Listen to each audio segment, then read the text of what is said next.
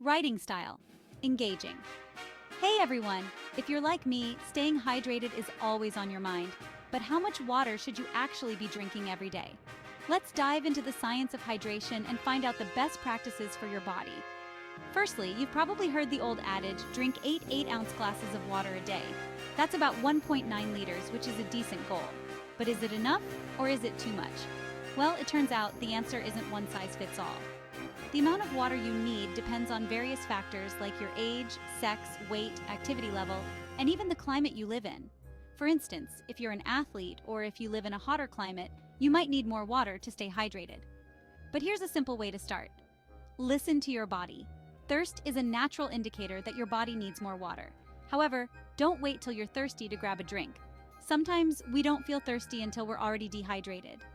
Another handy tip is to look at the color of your urine. If it's light and pale, that's a good sign you're well hydrated.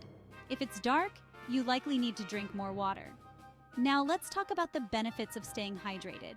Drinking enough water can help improve your mood, boost your brain function, and even help with weight loss. Water helps flush out toxins, maintains healthy skin, and keeps your digestive system running smoothly.